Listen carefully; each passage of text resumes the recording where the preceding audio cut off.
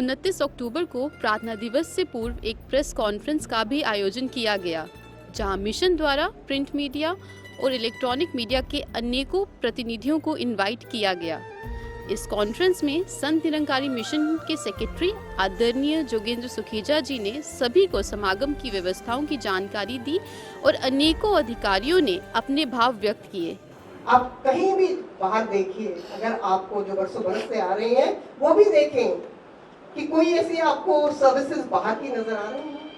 ये वॉलंटियर्स हैं, ये सेवा दल है, कभी देखिए सब बहुत अच्छे पौधों पे भी हैं, पर इन्हें पता है कि हम साल भर प्रतीक्षा करते हैं इस मौके। तो हम आत्ममंथन करें और सोचें, अगर हमारी इस यज्ञ में जरा सी भी आहुति डली तो बहुत ही हम खुश नसीब होंगे। इसी प्रकार आप सबकी भी इस यज्ञ में आहुति, और आप यहाँ पर आए, आपका फिर बहुत बहुत शुक्राना। एक चित्र है लेकिन उसको दिखाने के लिए स्क्रीन नहीं है, कागज नहीं है, तस्वीर नहीं है, कैसे दिखाएंगे?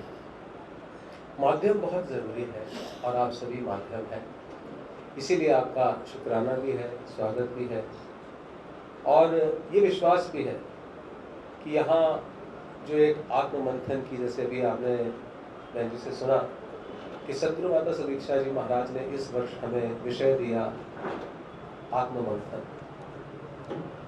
तो यहाँ जो एक आत्ममंथन का महायज्ञ हो रहा है, जो यहाँ पर एक खूबसूरत दिव्य दैवीय नज़ारा बना हुआ है, वो सारे संसार तक पहुँचाने का आप माध्यम सुंदर बनेंगे, बने हैं और बनेंगे, ये विश्वास है। चाहे इस समागम की थीम का विषय हो आत्ममंथन, चाहे इस विषय को अपने जीवन में अपनाने की बात हो कि कैसे इसको अपनाया जा सकता है और किस प्रकार इस आत्ममंथन को करते हुए लाखों लाखों के श्रद्धालु भगत जो विश्व के कोने कोने में अपना जीवन जी रहे हैं,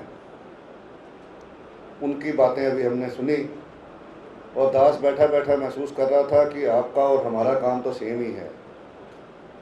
हम भी जगाने का प्रयास कर रहे हैं और आप भी जगाने का प्रयास कर रहे हैं। तो जब दोनों लाइक माइंडेड लोग मिल जाएं तो एक ऐसा कम्बिनेशन बनता है जिससे बहुत सुंदरता लाई जा सकती है। तो इस जगाने के प्रयास में इस समागम का आयोजन हो रहा है। पिछले लगभग 2 महीने से इस व्यवस्थाओं में आप जैसे जिस भी सज्जन से मिलना हुआ, एक ही बात आप भी कह रहे हैं, बाकी सभी भी कह रहे हैं कि संत निरंकारी मिशन के जो सेवादार हैं, जो व्यवस्था ये करते हैं, ऐसी व्यवस्था विश्व में कोई और नहीं कर सकता। और अगर आपकी टेस्टिमनी लेंगे आप भी यही कहेंगे। तो ऐसे लगभग 1 लाख सेवा दल के महात्मा जो ना केवल हमारे इस परिसर के अंदर, परिसर के आसपास उसकी रख रखाव, उसकी सफाई, ट्रैफिक मूवमेंट, हर बात का ध्यान रखते हुए वो सेवाओं में लगे हुए हैं। हजारों की संख्या में अभी से महात्मा आ चुके हैं और धीरे धीरे आ रहे हैं। तो उन सेवादारों की सेवाओं की जो बुरी बुरी प्रशंसा ना केवल प्रशासन बल्कि हमारे सिटीजन्स भी लगातार करते आ रहे हैं। तो इन व्यवस्थाओं को सुंदरता का आप आने वाले दिनों में खुद अपने आंखों से देखेंगे जब सद्गुरु माता सुदीक्षा जी महाराज का आगमन 31 अक्टूबर को इस परिसर में होगा।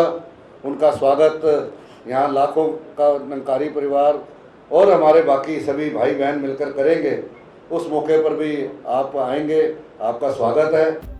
मीडिया कर्मियों ने भी मानवता के कल्याण के लिए किए जा रहे निरंकारी समागमों की सुंदर रूपरेखा की प्रशंसा की और संसार की भलाई के लिए सद्गुरु के इस विजन के लिए उनके प्रति आभार व्यक्त किया।